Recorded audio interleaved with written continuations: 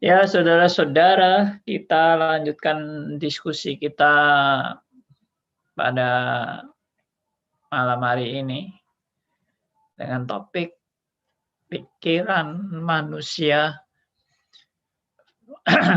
vs pikiran Allah. Ya, pikiran manusia vs pikiran Allah. Nah, ini sudah kita bahas sampai sekarang sesi keempat.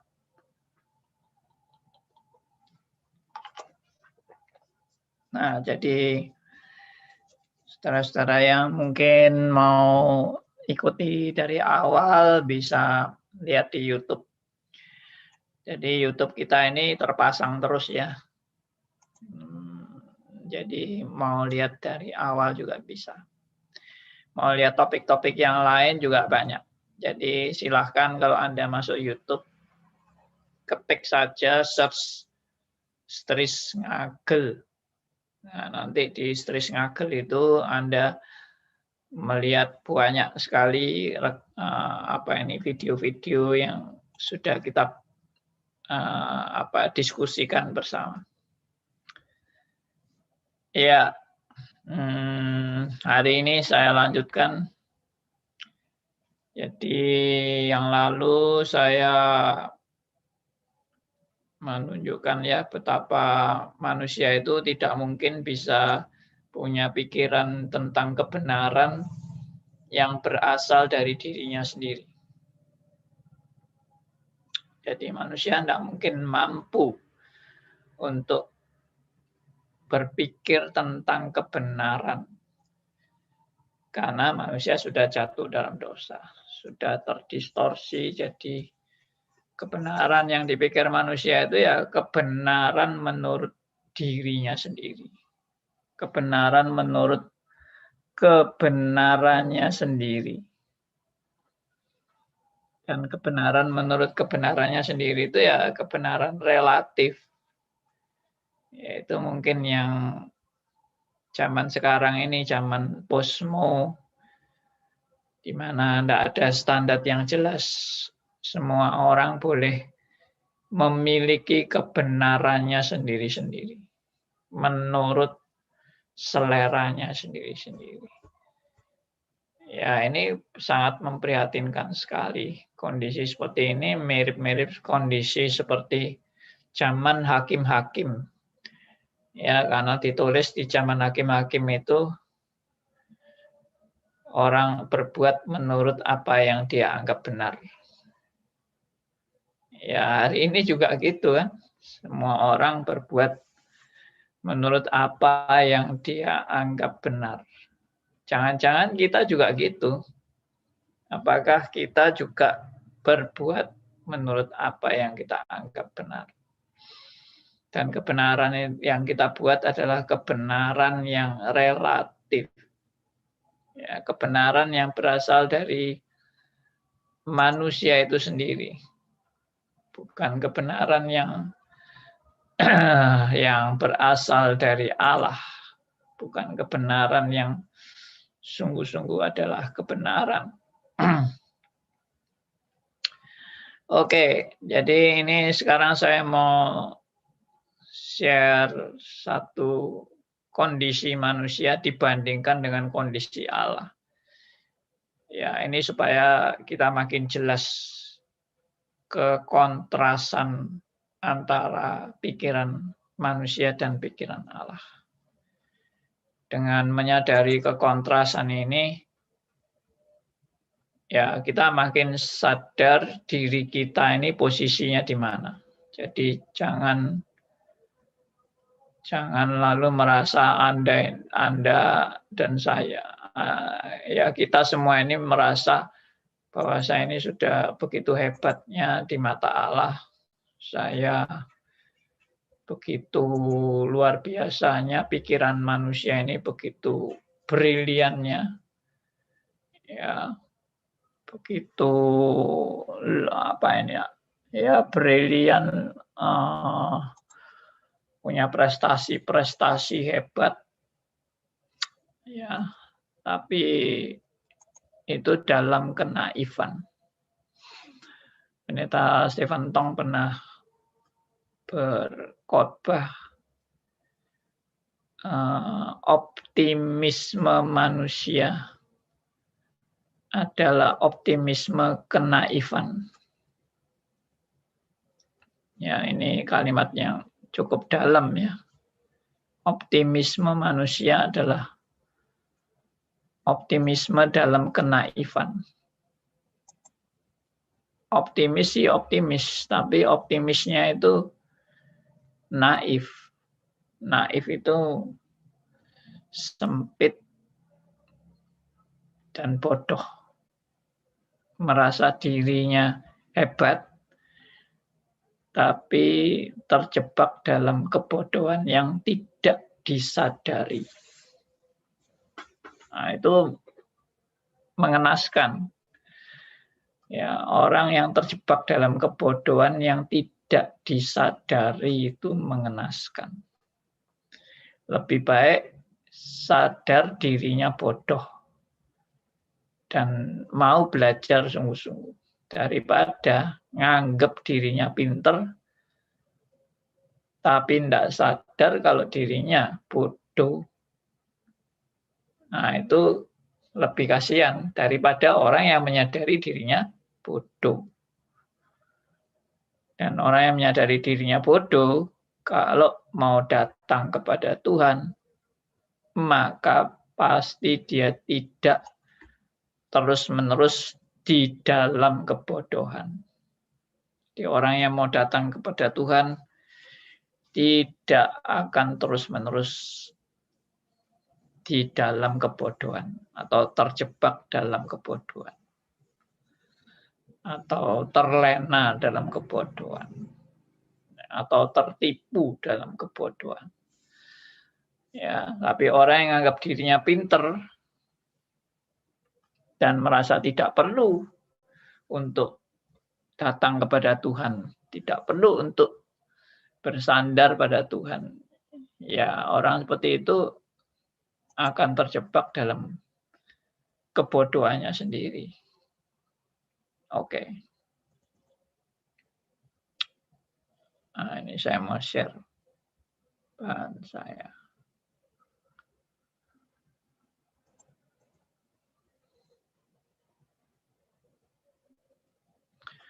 Problematik pikiran manusia vs pikiran Allah. Sebetulnya ini kita semua sudah tahu, tapi cuma saya perlu memaparkan supaya makin sadar ya kontrasnya itu bagaimana. Ini bukan hal yang baru. Saya yakin saudara semua sudah tahu.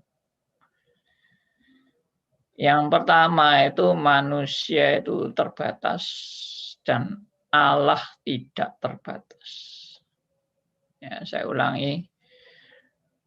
Kondisi perbedaan manusia dengan Allah adalah manusia itu terbatas.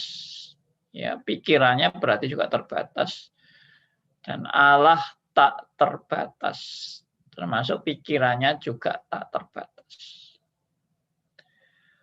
Maka dalam hal ini kita harus menyadari benar kalau kita mau datang kepada Allah, bagaimana pikiranku dan bagaimana pikiran Allah.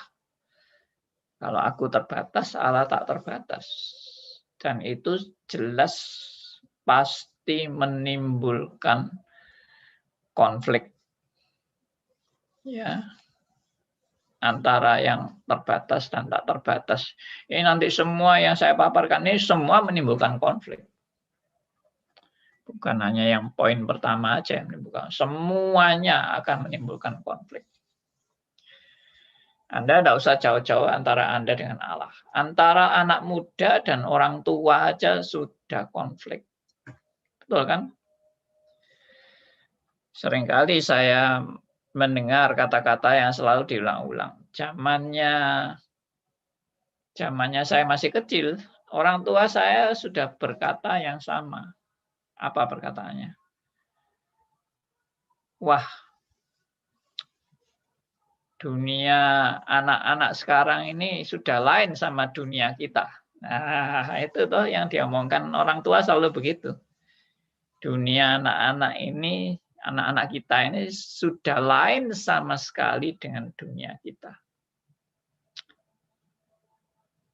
Ya, artinya mau menunjukkan kesulitan untuk memahami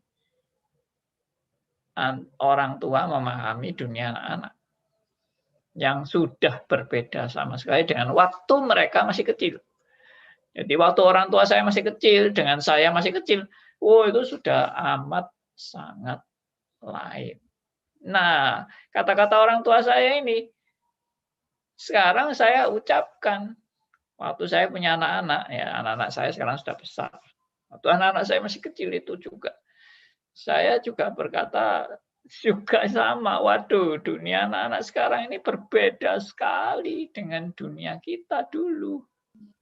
Ya, kecanggihannya apa semua juga berbeda. Nah, ini antara anak sama orang tua aja ada gap yang sulit untuk bisa saling memahami.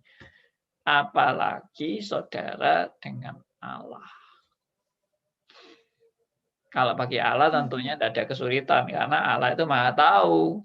Ya, bagi orang tua sulit karena orang tua tidak Maha Tahu. Dan pendidikan orang tua yang zamannya orang tua kita masih kecil dan pendidikan kita sekarang tentunya berbeda. Fasilitas pendidikannya juga berbeda, materi pendidikannya juga beda. Jadi itulah yang menimbulkan konflik. Demikian juga antara manusia dengan Allah. Pasti ada konflik. Oke, berikut. Manusia hanya mampu melihat secara lahiriah. Lahiriah itu kasat mata. Apa yang bisa dilihat dari mata lahiriahnya, secara lahiriah. Tapi Allah, ya, Allah itu melihat bukan secara lahiriah. Allah itu tidak melihat secara lahiriah. Allah melihat sampai ke hati. Itu yang dikatakan Alkitab, sampai ke hati. Alias melihatnya sampai ke batiniah. Ke batiniah. Ya, itu sudah jelas konflik. Kalau Anda melihat orang, teman. Bagaimana Anda melihat orang ini? Ya, melihat pakaiannya, melihat kacamatanya, melihat gayanya berjalan, ya toh, melihat tutur katanya dan sebagainya. Itu semua melihat yang di luar aja. Tapi Allah itu melihat sampai ke dalam dan amat sangat dalam, dan kita semua tidak mampu melihat sampai ke dalam. Kadang-kadang kita tertipu dengan hal lahiriah, tapi hal lahiriah itu nggak sama dengan batiniah. Dan ada video-video, contoh-contoh video kan, misalnya orang mau beli mobil, ini orang kampung, pakaiannya compang-camping, dibandingkan dengan bos gede yang datang ke pameran mobil. Waduh, yang bos gede pakaiannya perlente, ya toh. Ya, wah, cincinnya berlian dan sebagainya. Langsung disambut yang kaya raya ini. Sambut, wah ini loh mobil ini bagus, mobil ini mewah, wah segala macam. Wah, orang kayanya yang diladeni, yang kelihatannya kaya ini, dapat pelayanan yang begitu istilahnya semangat. Sedangkan yang bapak pakaiannya agak lusuh ini, agak compang-camping ini, nggak dilayani sama orang-orang yang jaga pameran mobil itu. Nggak dianggap, nggak digubris. Ya kasihan ya, dia lihat mobil sendiri, tidak ada yang nemani, ya toh. Malah dihina-hina sama yang jaga itu. Bapak ini bisanya apa sih? Cuma lihat-lihat tok aja, nanti pegang-pegang tuh kotor semua loh itu mobilnya. Nah itu seringkali kan gitu. Tapi ternyata singkat cerita, wah ternyata yang kaya itu malah enggak punya uang kontan ya, dan ternyata dia masih utang sama orang, nggak bisa bayar, jadi nggak mampu bayar dia dengan harga mobil yang seperti itu. Nah, ternyata orang desa ini lihat-lihat, dia tunjukkan mobil yang paling bagus, paling mewah, paling mahal. Saya mau beli yang ini. Loh, apa benar Bapak ini mampu beli mobil yang harganya mungkin sampai ya 50 M atau berapa begitu ya. Saya enggak terlalu mengerti mobil-mobil mewah harganya, mungkin ratusan M juga ada. Ya, dan waktu dia mau beli, semua meragukan dia. Tapi dia langsung malah kasih uang kontan. Ya, bawa uang duit kontan itu koper-koperan. Ya, dibawa dari desanya. Ternyata dia orang kaya raya, punya sawah berhektar-hektar. Nah, itu orang nggak bisa tahu kan dari kasat mata dan lihat batinnya. Nah, Tuhan tahu. Nggak ada yang Tuhan nggak tahu. Itu sudah menunjukkan cara berpikir yang berbeda. Manusia selalu melihatnya itu lahiriah. Orang kaya, mobilnya, ya cincinnya, pakaiannya, sepatunya, semua dilihat. Ya, kalau modelnya murah-murahan itu, ini orang golongan tidak perlu dihargai. Tapi kalau waduh pakaiannya bagus luar biasa, ya mahalnya luar biasa, mewahnya luar biasa, langsung dihargai. Termasuk hamba-hamba Tuhan juga banyak yang senang meladeni orang kaya. Ya, kalau orang miskin tidak digubris, yang kaya sumbangannya banyak. Wah, ini yang harus diperhatikan dan dihormati lebih dari yang lain. Nah, itu orang manusia cuma melihat luarnya, tapi tidak bisa melihat dalamnya. Nah, Tuhan beda. Tuhan tidak dipengaruhi sama kaya, tidak kaya. Tuhan tidak dipengaruhi oleh suatu prestasi-prestasi hebat yang luar biasa yang membuat banyak orang memuji. Ya, secara kasat mata berhasil luar biasa, tapi Tuhan melihat sampai ke batin. Sampai ke batin itu artinya apa? Ya, Tuhan melihat bagaimana cintanya yang sungguh-sungguh kepada Tuhan. Ya, bagaimana dia orang yang benar-benar bertumbuh dalam pengenalan akan firman. Ya, cintanya akan firman. Ya, itu. Ya, Tuhan melihat sampai ke situ. Kalau saudara mana saudara bisa melihat bagaimana orang ini cintanya akan firman. Apalagi kalau ketemunya cuma hari Minggu aja, pas kebaktian dengan pakaian perlente yang hebat, yang luar biasa, tapi dalamnya kosong. Ya, tong kosong nyaring bunyinya. Kemudian berikut, manusia hanya melihat yang sementara. Ya, yang kita lihat semua ini kan sementara tuh. Saudara lihat apa? Di sekeliling Anda semua itu sementara. Ya, mobilnya Anda sementara, rumahnya Anda sementara. Ya, pakaian Anda sementara. Ya, harta benda Anda, berlian-berlian Anda sementara. Ya, emas-emas Anda sementara. Semua yang Anda bisa lihat itu semuanya bersifat sementara. Dan itu bukan standar. Yang sementara itu bukan standar. Kalau kita cuma berpatokan kepada yang sementara itu dijadikan standar hidup. kita pasti kecewa.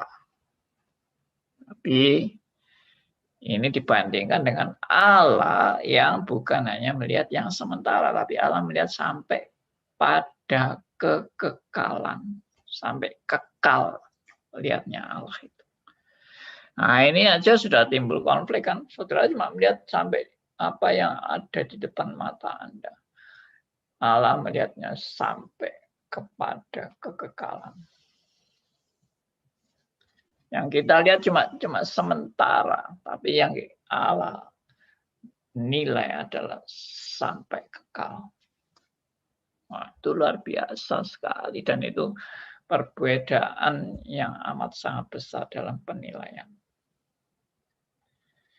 Makanya kita sebagai orang percaya itu menilai segala sesuatu berdasarkan apa? Kalau cuma berdasarkan apa yang dipakai manusia, apa yang diprestasi oleh manusia, itu hanya hal-hal lahiriah aja. Tapi secara batiniah, sedalam-dalamnya, orang ini bagaimana mencintai Tuhan.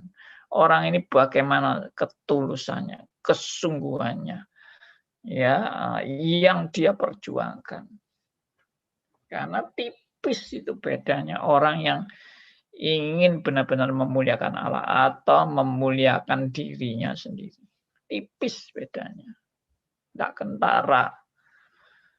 Ya, bahkan banyak yang terjebak dalam ukuran-ukuran yang sementara itu.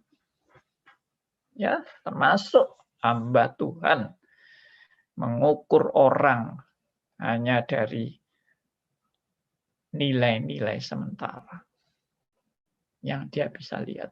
Ya memang sulit.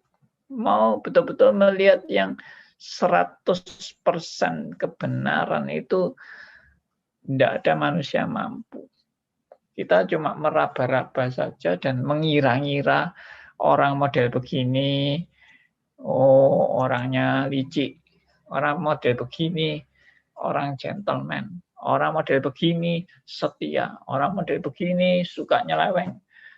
Ya kita cuma meraba-raba aja. Lalu ditambah dengan input-input dari orang lain. Oh si A itu gini. Oh, langsung sudah tertancap dalam pikiran kita mengenai si A. Ya, orangnya mungkin pelit atau orangnya sombong, orangnya bergaya, ya orangnya suka menghina orang, gini. Ya itu seringkali kita dengarnya dari bagaimana suara-suara orang yang ada di sekitar kita. Karena kita terbatas, kita bagaimana mau menilai seseorang yang sedalam-dalamnya kalau tidak ada informasi yang banyak yang masuk ke dalam diri. Saya terima informasi-informasi yang saya terima. Lalu saya baru bisa menilai orang ini dari informasi-informasi itu. Tapi kalau saya suruh 24 jam menilai orang ya tanpa teledor sehingga tahu benar-benar hatinya itu bagaimana. Nah, itu nggak mudah itu menilai sampai seperti itu. Ya. Jadi harus sadar loh. Kita itu menilai itu kebanyakan yang kita nilai itu hal lahiriahnya saja. Batiniahnya kita nggak nyampe. Makanya orang kalau nggak sadar ini langsung ngejudge orang, langsung menghakimi orang, langsung tidak percaya sama orang, langsung sudah menjatuhkan vonis pada seorang. Karena modelnya yang saya nggak suka, tutur katanya saya nggak senang. Ya orangnya tidak mau istilahnya menyenangkan bosnya. Ya, dengan kata lain kalau bos suka orang-orang yang menyenangkan dirinya, ya dia akan mengumpulkan penjilat-penjilat, penjilat pantat yang enak gitu loh kalau dijilat di pantatnya itu nikmat sekali. Ya itu orang tidak sadar itu dia hanya mau mengumpulkan orang-orang yang berkata baik tentang dirinya. Begitu ada orang yang berkata tidak baik tentang dirinya, sikat habis singkirkan dari peredaran. Karena kita hanya melihat hanya melihat yang sementara saja. Sedangkan Allah tidak bisa disogok. Ya toh? Saudara kalau masih mengira Allah bisa disogok itu konyol banget pikiran itu dan sangat dibodohi oleh setan. Karena Allah itu nggak mungkin bisa disogok, tidak mungkin bisa dirayu-rayu sama seperti kita merayu pimpinan kita di dunia ini. Ya, bos kita di dunia ini. Kita bisa rayu dia, kita bisa tipu dia, kita bisa berhalus-halus sama dia, tapi dia nggak tahu kalau itu ditipu. Sedangkan Allah, bagaimana saya bisa menipu Allah dan pura-pura halus kepada Allah? Nggak mungkin, karena Allah sudah tahu sedalam-dalamnya kebusukan dalam hati kita. Apalagi ditambahi strategi-strategi licik. Nah, itu. Semoga saudara dan saya banyak belajar mengenai hal ini. Berikutnya. Manusia hanya melihat sejauh mata memandang. Jadi ini hampir sama ya. Tadi itu secara lahiriah, tapi Allah melihat batiniah. Allah hanya melihat sementara, tapi Allah melihat sampai kekal. Ya, ukuran Allah itu sampai kekal, melihatnya itu sampai kekal. Kebaikannya itu dinilai sampai kekal. Sedangkan manusia, kebaikan Allah itu hanya dinilai sementara aja. Waktu dia hidup aja. Setelah itu ya selesai. Dan mungkin waktu dia hidup itu hanya hidup waktu berapa tahun aja dia hidup. Itu yang dia nilai. Tapi di luar itu dia sudah tidak bisa menilai. Nah ini yang keempat. Ya, manusia hanya melihat yang sejauh mata memandang. Allah melihat di balik gunung masalah. Nah, ini saya pakai istilah alegoris sedikit ya. Gunung masalah. Masalahnya itu sudah menggunung. Nah, kita kalau menghadapi masalah itu kita seperti sudah jadi orang buta. Di depanku begitu banyak masalah. Aku sudah ruwet pikiranku untuk menyelesaikan masalah ini. Aku mau lari dari masalah ini. Nah, itu seringkali kita dalam keadaan sumpek atau stres melihat masalah-masalah itu. Kita tidak kuat. Tapi dengan kita diberitahu Allah melihat semuanya. Bukan hanya di depan mata kita, tapi melihat semuanya. Bahkan di balik masalah dan di balik gunung masalah, Allah sudah menyediakan jalan bagi saudara dan saya. Ya, bayangkan aja masalah itu seperti gunung yang begitu tinggi. Saudara berhadapan dengan gunung itu dan saudara pikir ini sudah berhenti sampai di sini. Tapi ternyata tidak, Allah itu sudah menyediakan jalan di balik gunung itu. Dan bahkan mungkin sudah menyediakan terowongan di bawah gunung itu. Ya ini ilustrasi ya. Ilustrasi bahwa apa yang kita lihat itu tidak berarti jalan buntu. Karena bagi Allah itu semua ada jalan keluar. Ya. Oke. Lanjut. Manusia berdosa PS Allah Maha Suci. Nah, ini sudah beberapa kali juga saya tegaskan kan.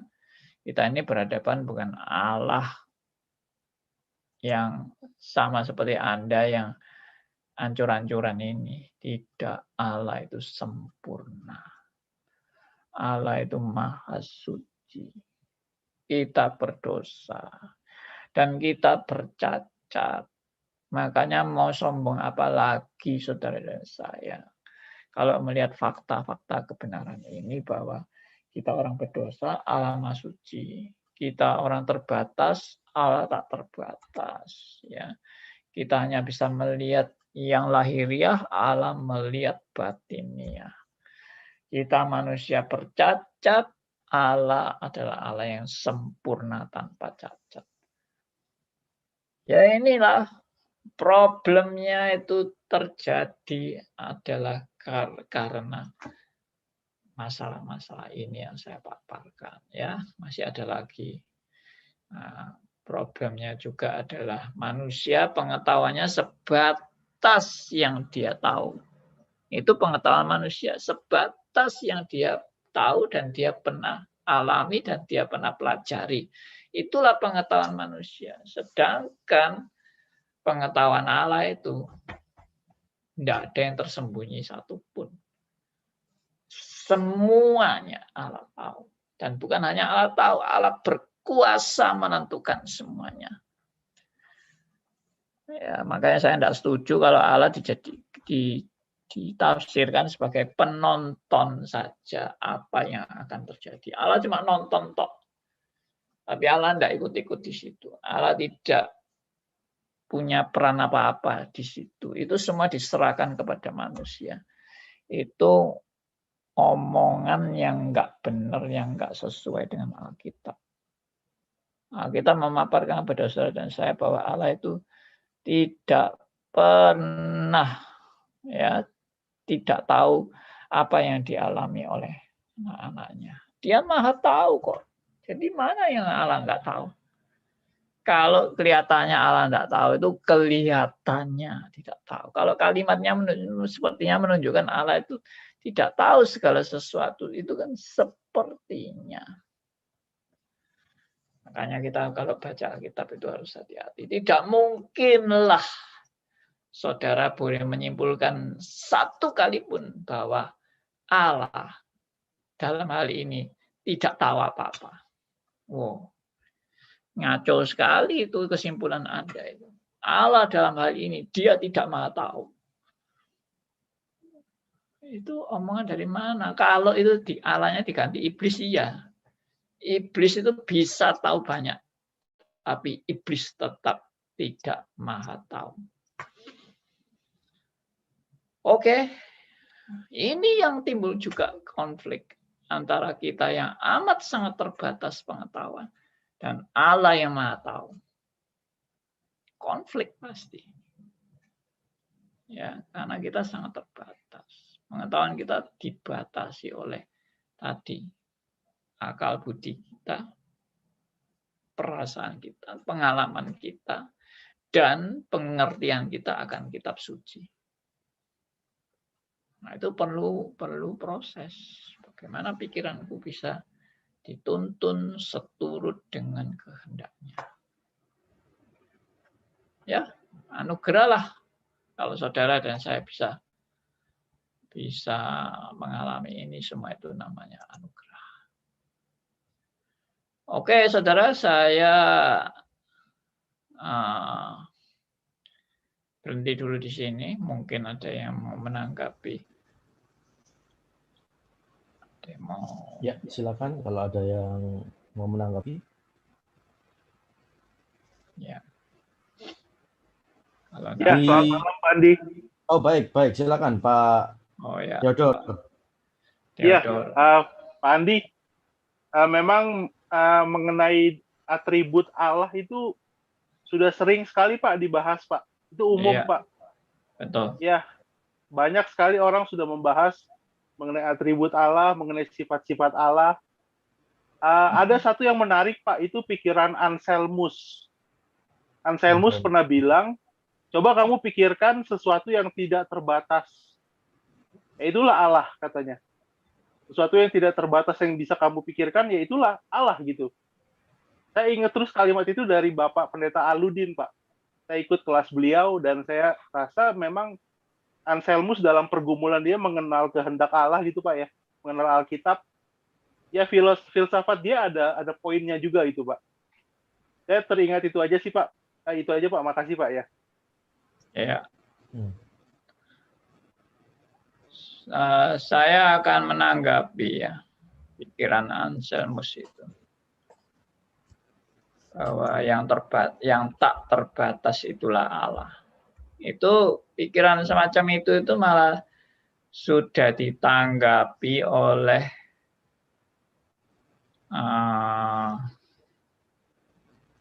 kalau nggak salah Immanuel Kant. Ya. Jadi tanggapannya itu begini. Ini orang yang membuktikan keberadaan Allah dengan ontological argument, cosmological argument, dan teleological argument. Nah, kesimpulannya itu salah satunya adalah yang tak terbatas itu adalah Allah. Pikirkan yang tak terbatas, dan yang tak terbatas itu adalah Allah. Itu sudah ditanggapi, itu lemah. Presupposisi semacam itu presupposisi yang lemah. Lemahnya di mana? Ya, saya ulangi ya. Pikirkan yang tak terbatas, dan yang tak terbatas itulah adalah Allah. Ini bukti akan keberadaan Allah yang amat sangat lemah. Ya, kelihatannya bagus, tapi lemah. Itu sama dengan misalnya cosmological argument. Pikirkanlah tentang segala sesuatu asal-usulnya dari mana. Asal-usul yang tidak punya asal dan merupakan asal dari semua asal, ya, yang tidak berasal, yang merupakan sumber daripada semua yang ada, maka asal yang paling asal dialah Allah. Coba tanya aja misalnya, Anda punya baju dari mana? Dari kapas. Kapas dari mana? Dari pohon. Pohon kapas tumbuh di mana? Tumbuh di daratan. Daratan itu siapa yang menciptakan? Ya. Oh, yang menciptakan daratan itu ya yang Maha Kuasa. Ya. Yang Maha Kuasa itu siapa?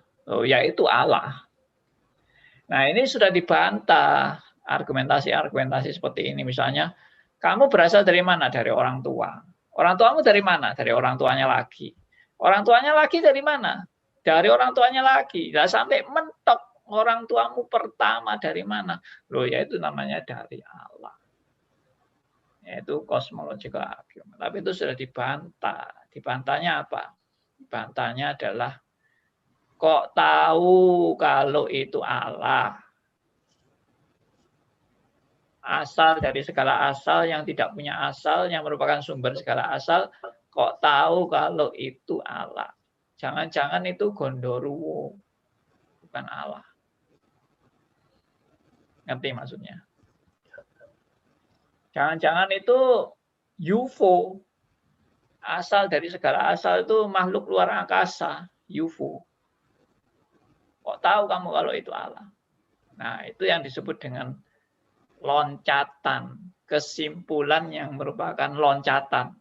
Kayak tadi misalnya, pikirkanlah yang tak terbatas. Yang tak terbatas itu adalah Allah. Nah, menyimpulkan yang tak terbatas adalah Allah itu sudah suatu loncatan yang melanggar suatu pembuktian yang absah. Ya, itu suatu loncatan dalam suatu proses ilmiah mestinya, bahwa yang disimpulkan tuh, oh itu Allah. Nah, kok tahu kalau itu Allah? Ya, misalnya zaman kita sekarang ini kan zaman virus. Lalu setiap kali ada orang mati mendadak, di mana dokter tidak bisa menjawab sebab kematian yang mendadak ini, jawaban paling gampang, oh itu virus. Iya. Orang mati tidak bisa dianalisa matinya. Oh virus ini, virus. Loh, virus yang mana? Ya virus lah, banyak virus itu. Nah, ini maksudnya kesimpulan yang merupakan loncatan yang tadi dianggap tidak ilmiah itu. Ya. Nah, jadi dalam hal ini pikiran manusia itu tetap terbatas, itu tadi. Anda sampai bisa menyimpulkan itu Allah, itu sudah tidak ilmiah lagi. Begitu. Ya, nah ini nanti kan sampai kepada bagaimana membuktikan akan Allah adalah benar-benar Allah. Bahwa Allah itu benar-benar ada. Bahwa Allah itu benar-benar nyata dalam kehidupan kita. Nah, itu ada di kuliah doktrin Allah. Ya toh, yang sekarang lagi saya ngajar di doktrin Allah yang semester ini. Baik. Ada yang mau tanya lagi? Ada Pak, ada 3 chat ya yang masuk. Atau yang di Zoom, ditahan dulu ya, saya bacakan dulu dari chat ya. Dari Sri Wulan. Pak, bagaimana dengan orang yang menganggap dirinya paling benar dan semua bisa diatur dengan uang? Mohon penjelasan Pak Andi.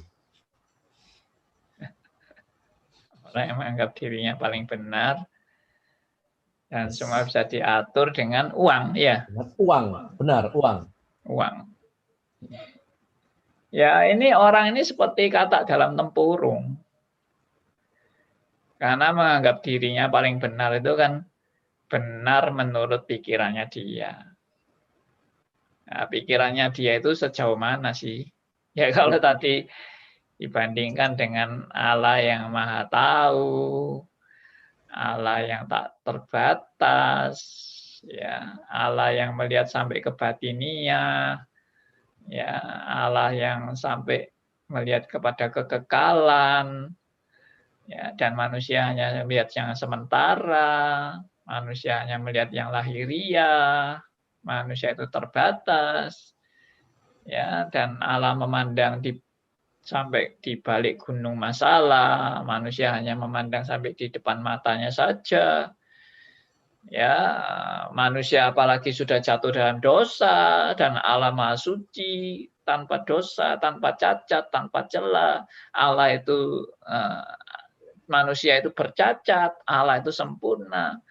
Manusia itu pengetahuannya sebatas yang dia tahu, seperti kata dalam tempurung, sedangkan Allah Maha Tahu, tak terbatas oleh batasan apapun, seperti pikiran manusia. Nah, dari situ aja kita udah tahu bahwa manusia yang menganggap dirinya paling benar itu adalah kata dalam tempurung. Lalu kalau dikatakan semua bisa diatur dengan uang, ya cobalah Anda, bisa enggak yang mati-mati ini dihidupkan.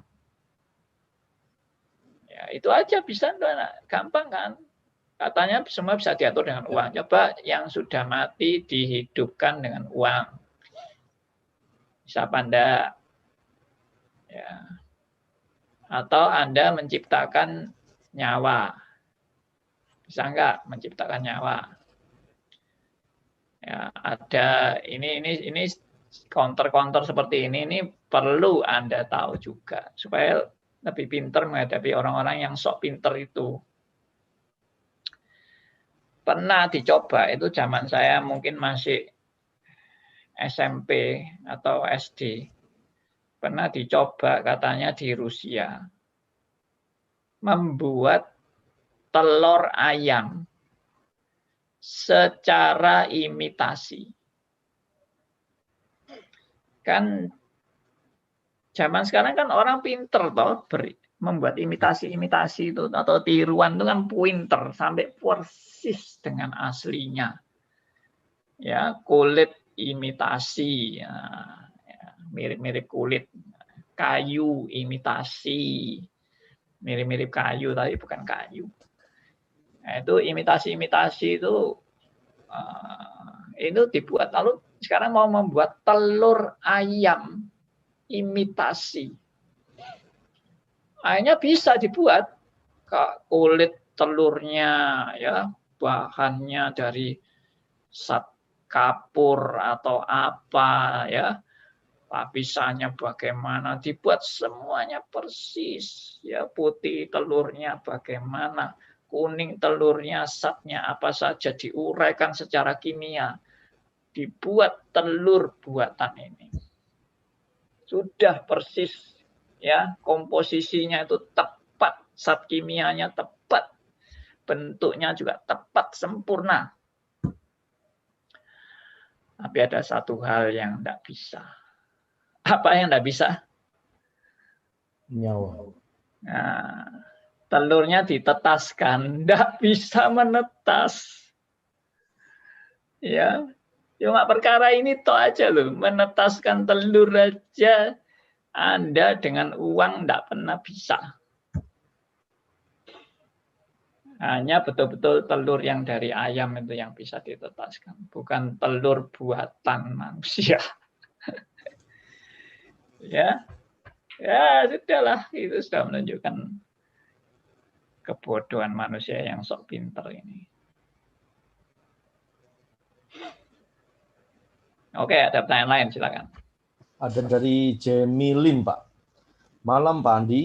Apakah gereja-gereja yang berlomba-lomba membangun gereja dengan budget yang miliaran, bahkan sampai puluhan miliar itu sesuai pikiran manusia, yaitu pemimpin-pemimpin gereja itu, ataukah sesuai pikiran Tuhan?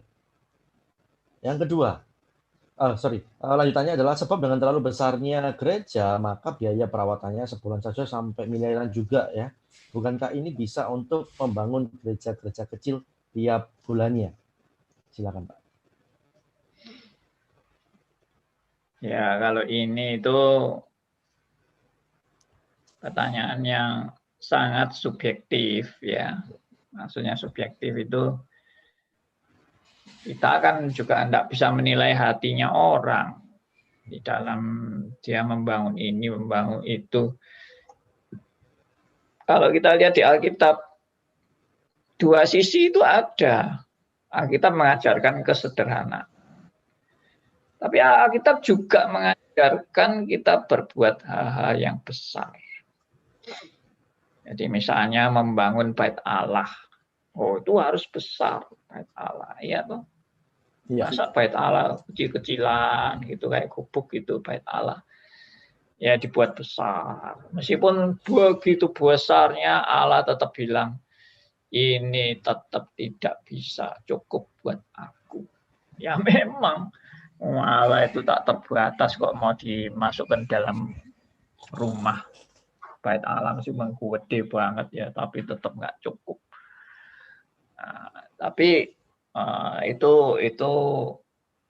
sisi boros sama hemat itu juga harus hati-hati. Jadi saya condong untuk hidup sederhana karena saya memang pola lifestyle saya itu lifestyle simple aja. Itu lifestyle saya. Tapi saya tidak bisa menyalahkan orang yang lifestyle-nya beli ballpoint aja sampai 20 juta. Ya toh. 20 juta beli ballpoint. Saya kalau beli ballpoint ya sayang kok 20 juta. Ratusan ribu aja saya nggak mau beli. Saya pasti belinya yang cuma ribuan. Ya toh ballpoint ada yang 3.000, 4.000 itu saya beli. Ya pokoknya bisa buat nulis gitu aja. Nah itu saya. Tapi saya tidak bisa menghakimi orang yang pakai ballpoint yang mahal-mahal itu kalau memang dia punya uang triliunan, dia mau beli ballpoint 20 juta, ya itu haknya dia. Ya. Nah, lalu pernah ada contoh pemborosan yang di mata murid Tuhan Yesus. Misalnya perempuan yang memecahkan parfum yang begitu mahal untuk mencuci kaki Tuhan Yesus. Loh, gimana nih parfum mahal sekali nih? Ya, apa itu minyak Narwastu atau apa itu. Nah, itu mahal sekali. Waduh, sayang ini bisa dibagikan ke orang miskin. Tuhan Yesus bilang, sudah biarin saja. Dia sedang mempersiapkan untuk penyalibanku. Nah, jadi ada orang yang memang cinta Tuhan sampai dia habiskan uangnya karena cintanya akan Tuhan.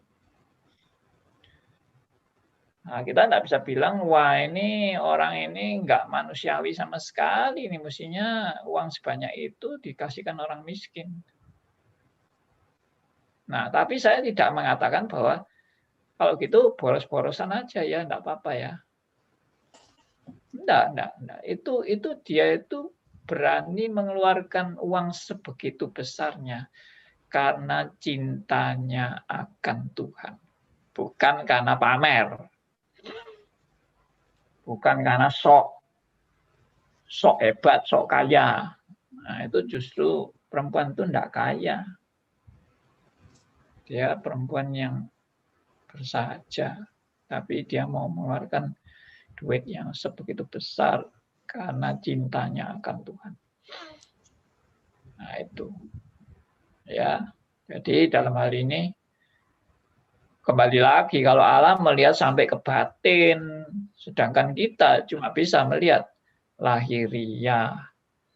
Siapa yang bisa menilai? Ya hanya Tuhan. Tapi kalau dia benar-benar sok kaya dan sok merasa berjasa dengan mengeluarkan uang yang begitu gede dan hebat-hebat supaya dipuji-puji orang, ya jelas Tuhan tidak suka.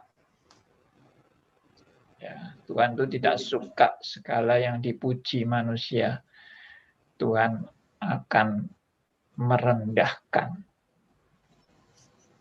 Ya, oke. Itu dari saya.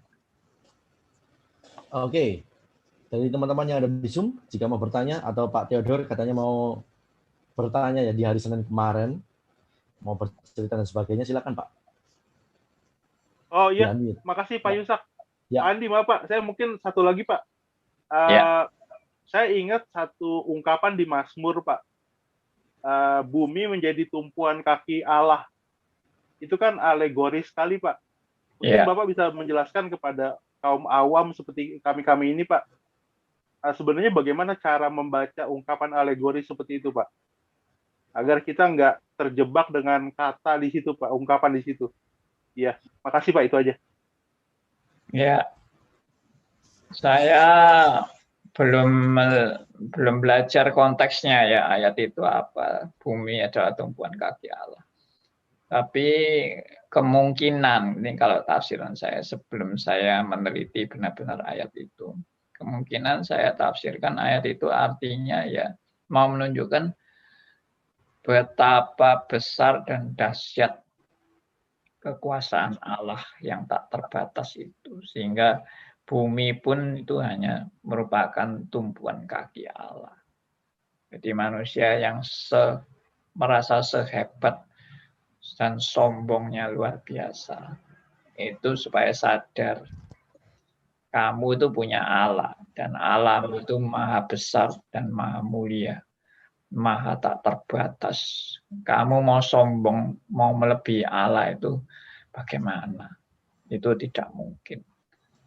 Jadi orang-orang yang sok sombong, sok hebat, sok merasa besar dirinya, sadarlah Allahmu itu Allah yang maha tak terbatas dan luar biasa. Sehingga malulah kita kalau kita menyombongkan diri kita dan merasa diri kita paling hebat. Malulah. Jadi orang Kristen lu harus tahu malu. Jangan tahu malu. Ya, oke. Oke. Baik. Jika ada yang mau bergabung atau bertanya, Anda bisa melalui WhatsApp ya, atau bisa kalau teman-teman yang ada di Zoom, langsung aja di unmute, atau bisa melalui live chat di YouTube channel kita yang lagi live ya, di Istris Ngagel. Dan di malam hari ini, tadi saya lihat ada Pak Ilya ya. Silakan Pak Elia untuk bergabung. Nanti nomor saya japri ya nomornya Bapak ya. Silakan Pak Elia.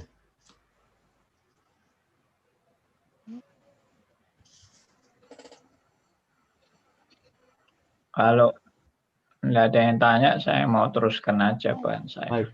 Bisa dilanjutkan Pak Andi kalau gitu. Saya, Pak. Oh, Oh Pak ya, Budor, silakan. Ya, selamat malam semua. ya. Saya lihat dari kitab Amsal ya, Pak. Di situ Amsal 20 ayatnya yang ke-24, langkah orang ditentukan oleh Tuhan. Tetapi bagaimanakah manusia dapat mengerti jalan hidupnya? Jadi ya bagian pertama menjelaskan dan kita percaya itu semua langkah kita ditentukan Tuhan ya Bapak. Apa saja ditentukan Tuhan. Tetapi bagaimanakah manusia mengerti jalan hidupnya ini? Nah ini yang menjadi kesulitan saya Pak. Banyak kali kita tidak mengerti jalan hidup kita sendiri. Jadi akibatnya adalah kita mengambil keputusan-keputusan yang salah, kita melangkah salah dan seterusnya. Tapi dalam semua itu kita percaya bahwa Tuhan mengendalikan ya Pak. Mungkin seperti itu yang saya paham dari semua pembelajaran yang sedang diikuti. Saya mohon penjelasan Bapak dari situ. Baik. Terima kasih. Jadi begini, memang jelas Allah itu menetapkan semua jalan hidup kita. Jadi kita ini nanti akan terjadi apa, akan mengalami apa, semua itu sudah di dalam penetapannya dan tidak ada yang di luar penetapan Allah, meskipun itu ada hal yang baik, ada hal yang tidak baik.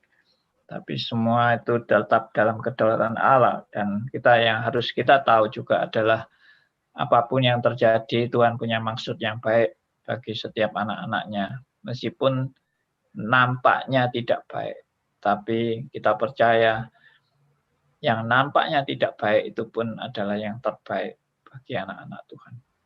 Baik. Yang terbaik bagi anak Tuhan itu tidak selalu cocok dengan pikiran kita. Mungkin tidak cocok dengan pikiran kita. Mungkin bertentangan dengan pikiran kita. Karena tadi saya bilang pikiran Allah dan pikiran kita itu berbeda jauh. Nah, itu yang harus kita sadari. Lalu di dalam tadi bagaimana kita bisa mengerti kehendaknya. Nah, makanya orang percaya itu harus belajar. Belajar itu bukan belajar untuk tiap hari kepingin tahu Tuhan mau saya berbuat apa. Itu seperti contoh, seperti orang cari wangsit. Ya, wangsit itu bahasa terjemahnya apa ya? Wangsit itu. Wahyu ya. Wahyu. Ya pokoknya Cari ilham, Tuhan. Pak. Cari ilham biasanya Pak. Cari ilham biasanya. Ya petunjuk Pak Andi, petunjuk. Petunjuk. Ilham, Nah, petunjuk, itu misalnya begini, bangun pagi-pagi. Tuhan tunjukkan saya hari ini harus berbuat apa saja. Lalu Tuhan baru ngomong, itu kunjungi temanmu, teman lamamu itu sudah lama kamu tidak kunjungi dia.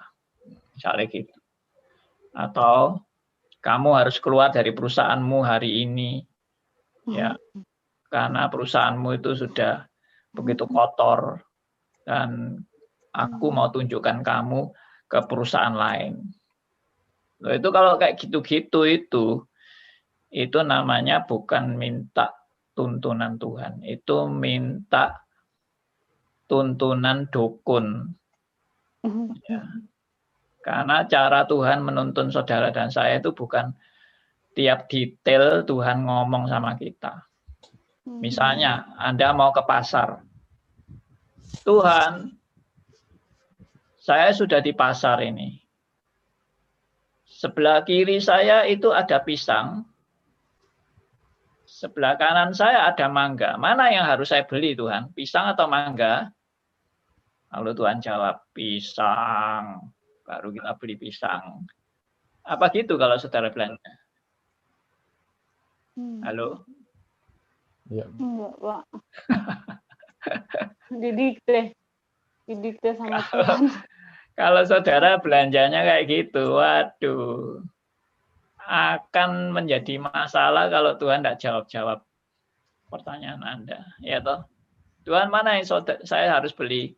Pisang atau mangga? Tuhannya diem aja. Ya sudah, aku tidak beli. Tuhan tidak jawab. Jadi saya tidak tahu pilihan Tuhan yang mana, pisang atau mangga. Ya bukan gitulah caranya Tuhan. Saya dulu pernah dituntun untuk mengerti Tuhan tuh kayak gitu. Harus tanya Tuhan. Jelas jawaban Tuhan. Ya, belok kiri atau belok kanan. Lurus atau berhenti. Oh, itu kita harus terus tanya Tuhan. Tiap langkah kehidupan kita tanya Tuhan terus. Ternyata setelah saya belajar sampai hari ini, kesimpulan saya bukan cara seperti itu yang Tuhan mau tuntun saudara dan saya. Yang Tuhan mau tuntun saudara dan saya apa? Kita harus punya basic yang benar. Kita harus punya dasar yang benar. Dasar pemikiran yang benar. Ya, standar yang benar. Sehingga dengan dasar pemikiran dan standar yang benar itu pikiran saya selalu mengacu kepada standarnya, kepada patokan kebenaran tadi. Apakah langkah saya ini sudah sesuai dengan standar kebenaran? Tentunya dengan tetap saya berdoa. Tuhan, tunjukkan saya kalau saya ini salah.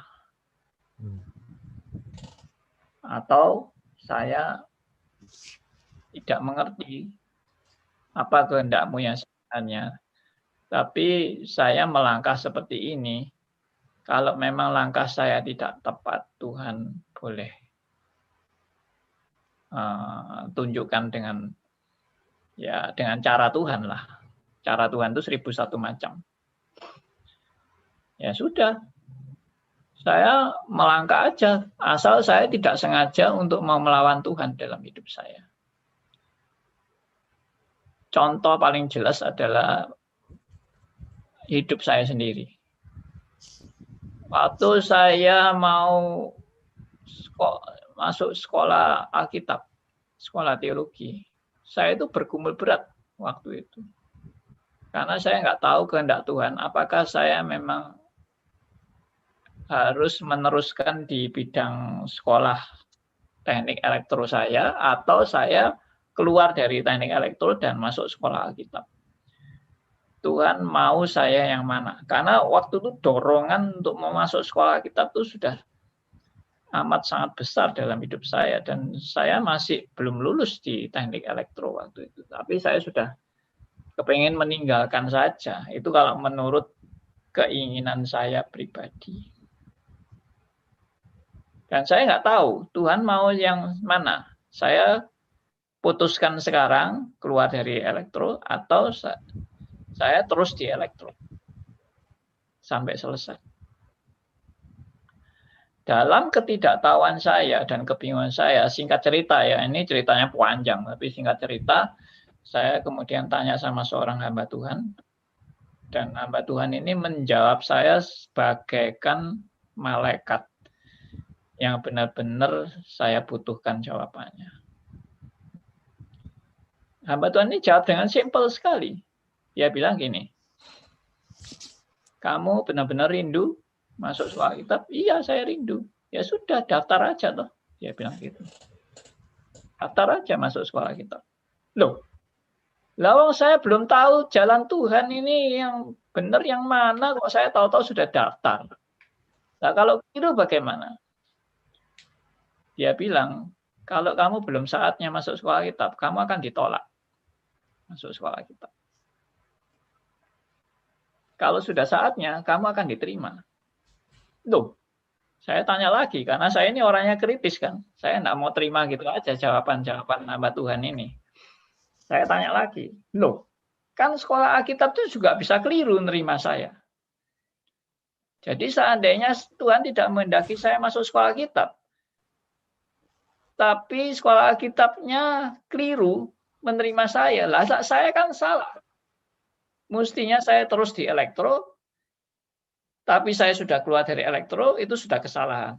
Lalu saya masuk sekolah Alkitab, padahal Tuhan tidak mau saya masuk sekolah Alkitab, salah double lagi.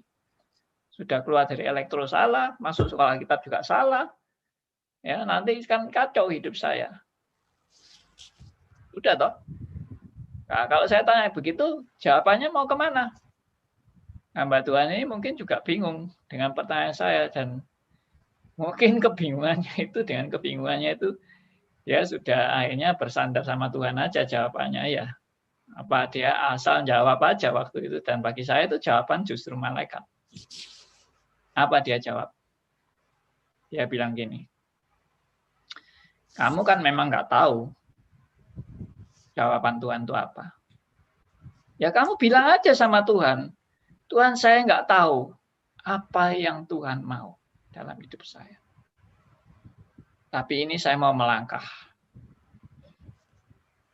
Dan saya percaya Tuhan itu adalah gembala yang baik.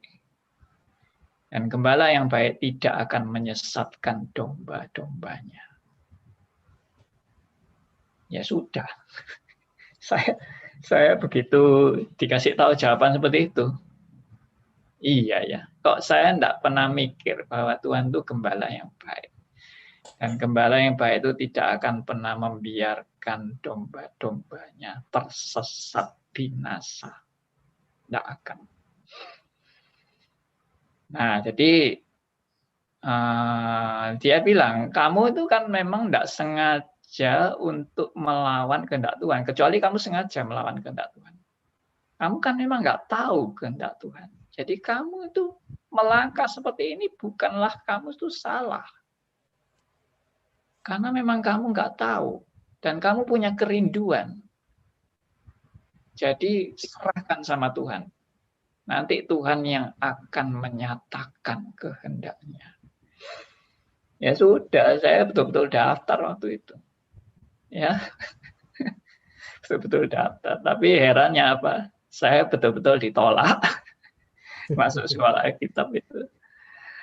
Ya, tapi ditolaknya lucu. Jawabannya adalah bukan kamu tidak boleh masuk sekolah Alkitab. Bukan. Jawabannya apa? Belum dapat diterima. Bukan tidak dapat diterima.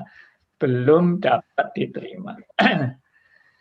Wah, saya protes sama sekolah Alkitabnya. Saya datangi lagi itu sekolah Alkitabnya. Saya tanya sama dosennya, loh apa Pak maksudnya belum dapat diterima? Dia bilang, selesaikan dulu elektronya. Nanti kalau sudah selesai, masih punya kerinduan, silahkan masuk ke sini. Wah, ya sudah. Akhirnya saya sudah tahu jawaban Tuhan. Ya saya lanjutkan elektro saya sampai selesai. Nah itu salah satu cara Tuhan memimpin hidup saya dalam ketidaktahuan saya, dan yaitu tadi Tuhan itu tidak menjawab kita dengan cara-cara instan. Padahal tadinya saya sangat berharap Tuhan menjawab saya dengan cara-cara instan. Saya ikut retreat kemana-mana, ikut retreat, tujuannya cuma satu. Saya ingin tahu jawaban Tuhan. Saya harus keluar dari elektro atau masuk ke sekolah Alkitab. Itu tok sudah tujuan retreat saya itu tok. Dan setiap retreat selesai pulang, saya pulang dengan sedih karena tidak dapat jawaban dari Tuhan. Tidak ada jawaban yang jelas, tidak ada jawaban yang instan. Yaitu sampai terakhir saya tanya hamba Tuhan ini. Ya. Dan hamba Tuhan ini bukan hamba Tuhan reform. Ya, jadi Tuhan bisa pakai untuk menuntun kita dalam ketidaktahuan dan dalam kebodohan kita. Ya itu contoh deh. Jadi begini, kesimpulannya adalah belajar baik-baik firman Tuhan. Dan firman Tuhan itu akan memperbarui hari demi hari, memperbarui akal budi kita. Makanya semboyan Radio RMC, renewing your mind. Akal budimu harus diperbarui. Diperbarui dengan apa? Dengan kembali kepada firman. Belajar firman baik-baik. Dan kamu akan dilatih untuk makin dewasa. Bisa membedakan manakah kehendak Allah, apa yang berkenan kepada Allah, dan yang sempurna. Nah, itu Roma 12 ayat 2. Ya, nah ini biar menjadi satu pelajaran yang indah buat teman-teman yang masih bingung mencari kehendak Allah. Tuhan memang sudah menetapkan semuanya. Tapi bagaimana kita bisa tahu penetapan Allah? Mari kita berjalan dengan tadi, ya, dengan terus belajar firman, dengan terus belajar diperbarui terus-menerus akal budi kita, supaya makin mengerti kehendaknya. Oke. Terima kasih, puji Tuhan. Biasanya orang kepingin jawaban instan. Yes. Mintanya langsung dijawab. Mintanya langsung yes, jelas. Keluar dari elektro. Mintanya jawabannya gitu. Ya. Bisa-bisa yang jawab bukan Tuhan, yang jawab itu setan. Bisa-bisa. Jin Aladin, Pak. Jin lampu Aladin, betul.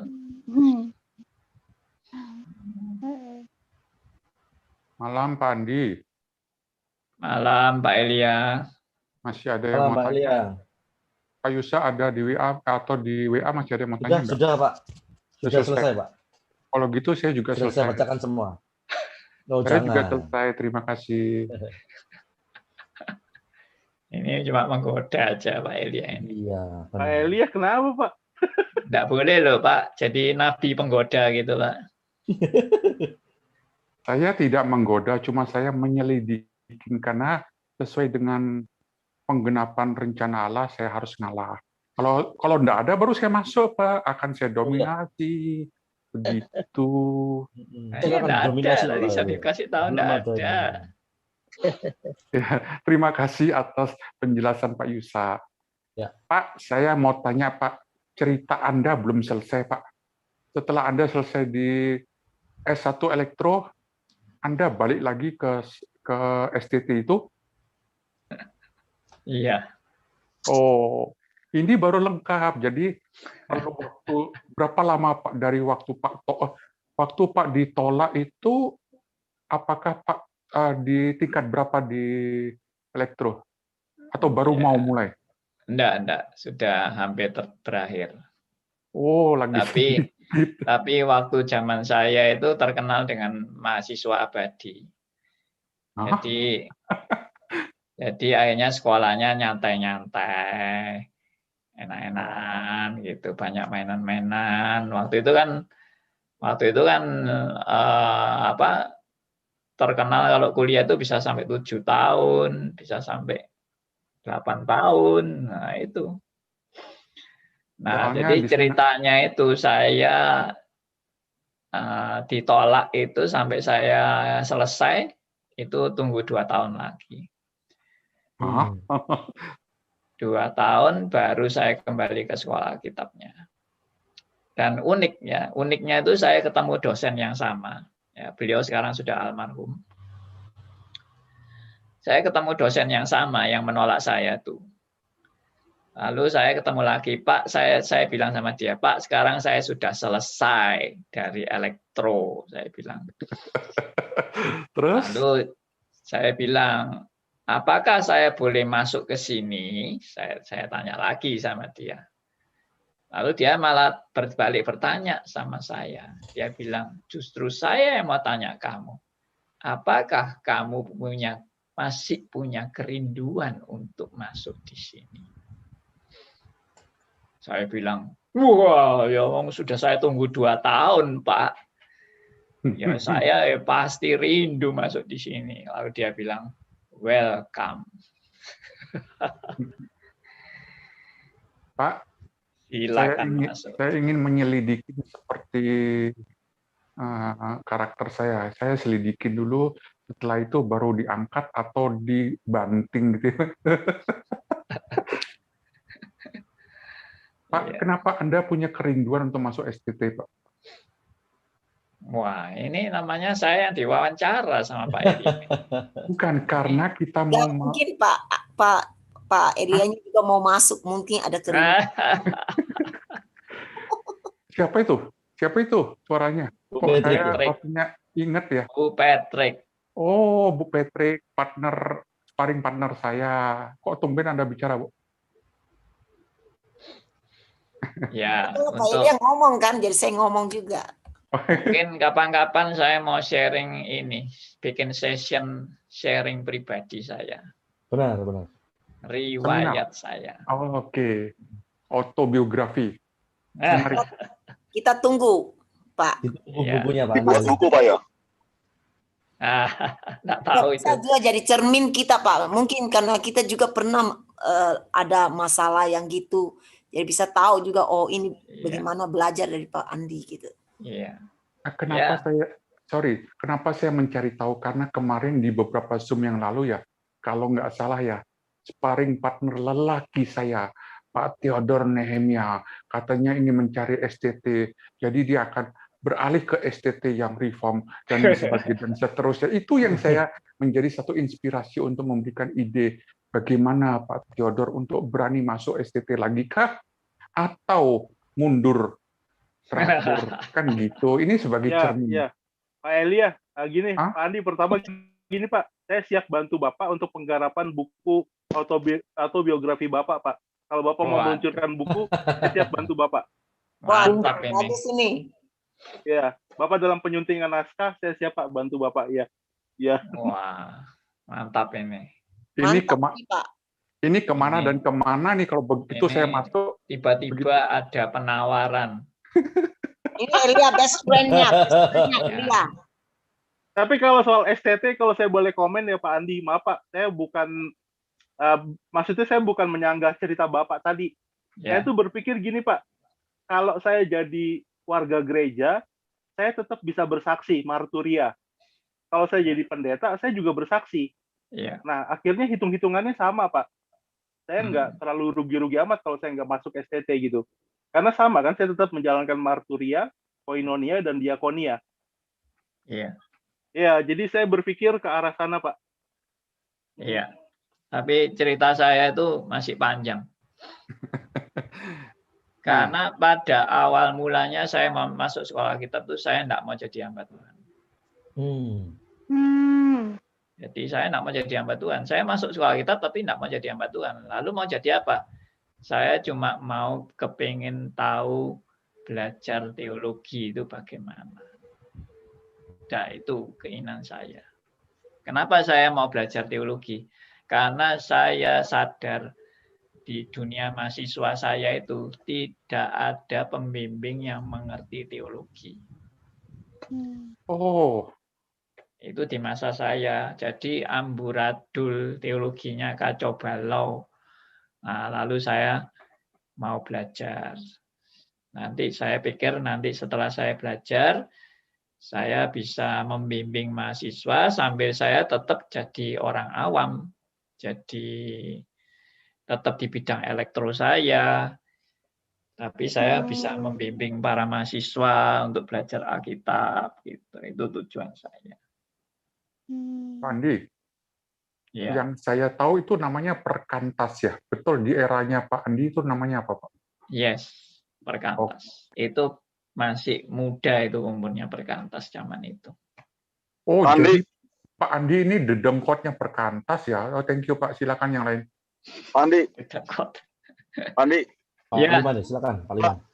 kalau kebanyakan mahasiswa Pak ya, waktu sudah dekati akhir segala macam berpikir bekerja gitu Pak ya, kepingin cari duit segala macam, terus punya impian macam-macam. Nah Pak Andi kelihatannya dari sejak muda mungkin sudah nggak tertarik dengan mamon ini Pak ya. Oh, saya sangat suka sama mamon itu. Benar. Saya itu masuk universitas, tujuan saya pokoknya harus kaya. Waktu itu saya belum bertobat. Jadi kekayaan itu bagi saya nomor satu. Karena saya tidak mau miskin seperti orang tua saya. Karena saya merasakan bagaimana orang tua saya kerja berat dalam keadaan miskin. Lalu saya bertekad sejak kecil, nanti kalau saya besar, saya harus kaya. Karena saya melihat orang tua saya kasihan, sangat menderita dan sangat susah. Tapi itu cita-cita dulu waktu masa kecil. Tapi setelah lulus dari elektro, kenapa kok enggak pikir, wah aku mau kerja ke perusahaan yang besar, yang apa atau apa, kok malah justru ke sekolah teologi ya Pak? Ya karena sudah ditangkap dulu sama Tuhan. Iya, karena saya bertobat. Berarti konsep mamonnya sudah hilang Pak ya? Konsep mamonnya hilang sama sekali sudah. Habis sudah. Pak Martin, kalau Pak Andi kena terperangkap konsep mamon, dia sudah gemuk Pak. Hari ini iya Pak, benar Pak. Loh, kita bercanda tapi kita bisa menganalisa keberadaan. Kalau ini mamon ini sudah kayak tambun, ini enggak begitu. Saya gemuk Pak. Pak Andi sekarang kaya dalam rohani, sehingga bisa juga membagikan kepada orang lain semua. Kaya dalam rohani, kurus dalam daging. Nggak ada daging itu Pak Andi. Meskipun demikian tubuh jasmani, tetapi tubuh rohani tiap hari diperbarui. Itu yang bagus itu. Amin. Mana Pak Andi? Betul kan? Amin. Sparring partner Iya. saya yang perempuan ini canggih banget. Kalau Pak Elia bilang lebih bagus jasmani kaya, rohani kaya. Nah itu Pak Andi, paket komplit Pak, seperti Ya, Abraham. paket komplit. Seperti Abraham, dia udah kaya, dibenarkan karena iman, hidupnya bahagia gitu Pak. Kan siapa yang nggak mau kayak gitu Pak? Iya, semua ya kepingin. Teman-teman, saya pengen intermezzo ya. Apakah waktu saya masuk Anda protes ya? Karena kalau saya masuk itu nggak hanya serius saja, maka waktu bercanda itu akan menghabiskan firman yang kita bisa dapatkan. Kalau iya, saya akan bungkam 1000 bahasa next time. Ya, kalau iya ya nanti dilempari dengan batu aja. Pak Elia ini. Pak Andi, saya mau serius Pak. Pak, saya sering menonton YouTube Murtadin Pak. Ya. Mereka tuh lagi sembahyang, tiba-tiba melihat wajah Yesus dan sekarang menjadi murid Yesus. Saya juga lihat itu. Hah? Pak lihat Yesus maksudnya? Enggak, saya lihat itu YouTube-nya. Oh itu. Nah, itu kan satu fenomena. Dulu saya waktu di YouTube saya pernah menyampaikan kepada Pak Andi begini Pak. Ya kita untuk mempertobatkan orang tuh bisa dengan cara-cara ya. Nanti kalau sudah jadi Kristen baru masukkan ke stris supaya dibenarkan kerohanian seorang Kristen bertobat baru. Saya pikir itu para murtadin tuh it's okay Pak, biarkan dia karena lagi ngetrennya dokter siapa tuh pendeta Saifuddin Ibrahim. Waduh Pak. Itu saya lihat apakah itu pekerjaan iblis atau pekerjaan Roh Kudus Pak? Saya percaya kalau dia itu benar-benar anak Tuhan, itu pasti pekerjaan Roh Kudus. Tapi pekerjaan Roh Kudus itu masih bisa mentoleransi jalan yang tanda petik tidak sesuai dengan kriteria kebenaran. Jadi contohnya saya dulu juga sesat di jalan ajaran-ajaran Kristen yang ngawur. Tapi Tuhan memakai itu untuk membuat saya percaya bahwa Allah itu benar-benar berkuasa. Oh, oke. Ya, jadi waktu itu kan saya itu dulunya orang Kristen yang KTP. Saya cuma tahu tentang kuasa-kuasa yang ditulis di Alkitab itu cuma dari teori-teori. Tapi bagi saya, apakah Allah itu benar-benar berkuasa, itu saya meragukan. Nah, Tuhan pakai jalan-jalan yang tidak melalui, tidak berstandar kriteria sesuai dengan Alkitab itu untuk meyakinkan saya bahwa Allah itu benar-benar ada dan benar-benar berkuasa. Jadi Andi, paket Pak Elia, komplit, karena paket komplit. ini, setahu saya ini Pak Saifuddin Ibrahim waktu dia bertobat itu, kalau seandainya reform yang bimbing dia, mungkin dia bisa lebih dipakai dengan baik. Tetapi karena waktu itu langsung di orang Betani yang langsung tangkap dia, jadi saya rasa dia ada terpengaruh dengan pengajaran Betani gitu. Kalau ini tidak salah ya Pak Andi, mungkin bisa koreksi mungkin. Karena kalau secara kita lihat dia itu dalam masalah Islam dia begitu kuasai, dan kalau orang mau coba-coba dengan dia ini pasti mereka tidak terbungkam 1000 bahasa. Ya, kita tidak bisa kita memprediksi harus ini, harus itu, karena jalan Tuhan itu kita nggak tahu. Mungkin kalau dianalisa secara perhitungan matematika, kedaulatan Allah. Oh, sorry. Mungkin kalau justru dilayani orang reform, dia nggak mau jadi Kristen. Saifuddinnya itu. Mungkin. Karena orang reform kan pinternya cuma teori. Tapi prakteknya kan, maksudnya praktek itu melihat bagaimana kuasa Allah yang nyata. Ya toh, pertobatan dalam perubahan hidup yang berani mati menjadi saksi. Saya kira orang reform yang berani mati menjadi saksi di dunia Islam tidak ada contohnya masih yang sampai sekarang. Oke. Iya toh.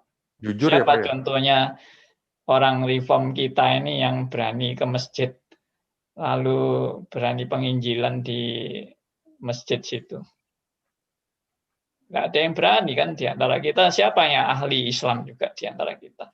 Juga nggak ada. Jadi mungkin bagi Saifuddin itu perlu memang orang-orang yang tanda petik yang kita anggap kurang benar itu. Nggak apa-apa, itu sebagai jembatan dulu yang Tuhan pakai. Contohnya seperti saya memang dilayani dulu oleh kelompok karismatik yang ekstremis ngaco itu untuk jembatan saya nanti masuk pada kebenaran reform. Tapi kalau saya langsung reform, mungkin bagi saya reform itu mana? Tidak ada nyata kuasa Allah yang nyata di reform ini. Cuma ngomong-ngomong teori-teori itu aja. Nah, itu mungkin penilaian saya. Iya Pak Andi, saya pikir juga betul ini. Mungkin saya tidak berusaha untuk itu, cuma saya bilang kalau dia juga bisa belajar seperti Stretch yang gitu untuk mengimbangi. Kalau sekarang dia masuk Stretch, bagus. Iya, itu yang saya maksudkan gitu. Ya, siapa yang kenal Saifuddin diajak suruh masuk Stretch? Elia Pak Elia. Cik Willy, ini saling melempar bola nih. Nah, ini sudah jam 9 lebih nih. Jam 9 lebih Pak, kita tutup Pak. Ya. Pak, mungkin ada usulan sederhana Pak. Bagaimana kalau di Stretch atau di STT Reform diajarkan Islamologi Pak? Oh, sudah. Sudah ya? Sudah. Kita sudah pernah di Stretch ada Islamologi. Tapi kenapa tidak bisa mengimbangi Saifuddin tadi Pak gitu Pak? Ya karena kita tahu teori dan praktek itu memang beda ya, dan memang tidak setiap orang punya keahlian yang seperti itu. Itu nggak mudah loh itu mengenal dunia Islam bagaimana itu. Pak Theo. Ya Pak Elia. Jawabannya adalah kedaulatan Tuhan Pak. Amin. Oh, maksudnya kalau dalam bahasa kampus berapa SKS gitu Pak, terus pengajarnya dari mana gitu Pak. Ya, ya, ya. Hmm. Ya, itu memang kita mulai dari yang kita bisa dulu deh. Yang kita bisa basic-basic kita akan tanamkan baik-baik dulu, ya kan? Nanti kalau sudah basic, mau advance, mau belajar yang Islamologi dan sebagainya. Saya dulu pernah undang Bapak Bambang Rusena, bukan Nursena loh ya. Rusena. Ada dua Bambang. Bambang satunya Nursena, ada yang Rusena. Kalau saya mengundang yang Rusena, karena Rusena itu menurut saya lebih biblical ya. Kalau Nursena itu kan ortodoks timur, ortodoks Syria.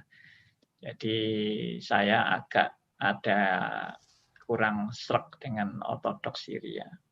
Ya maaf karena bagi saya kita tidak mengikuti paham ortodoks Syria sih. Ya, berbeda sama kita. Oke, begitu. Pak Bayu, Pak. Ya. Guru saya Pak Bayu untuk Islamologi. Oh, Pak Bayu. Ya.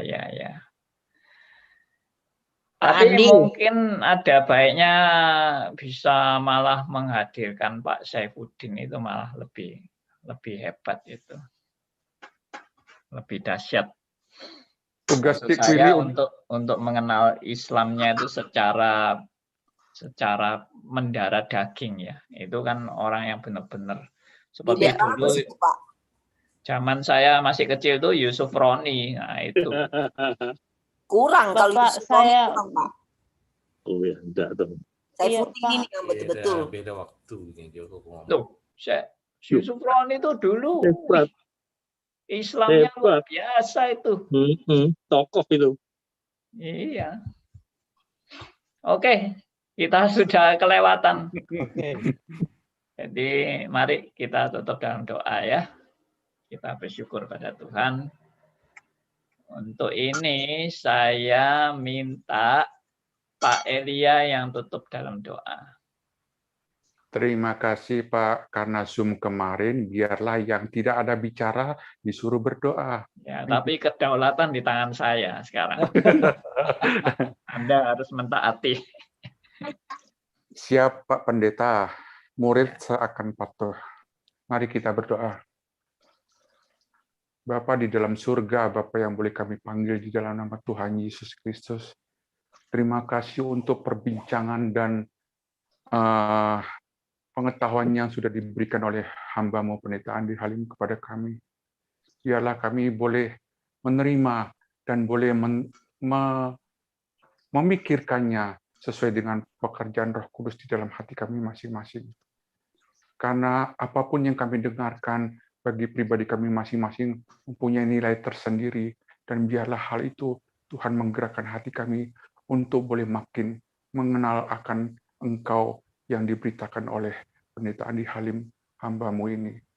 Kami juga memohonkan untuk berkat pertolongan-Mu bagi setiap kami dalam kondisi COVID hari ini. Engkau masih menjaga kami sehingga kami masih ada hari ini. Itu merupakan anugerah yang boleh harus kami syukurin. Karena banyak teman-teman kami, orang yang ingin hidup tetapi Engkau panggil pulang. Kesadaran ini biarlah kami boleh juga makin dikonfirmasi bahwa Engkau memelihara kami sampai hari ini, apa ada kami hari ini. Terima kasih Tuhan, berkati akan hamba-Mu dan Radio RMC untuk di program-program selanjutnya. Dan biarlah kami boleh mengeluarkan isi hati kami, sehingga kami tahu bahwa Engkau menjamah undek-undek hati kami untuk dibenarkan seturut dengan firman dan kehendak-Mu. Di dalam nama Tuhan Yesus Kristus, kami berdoa dan mengucap syukur. Amin.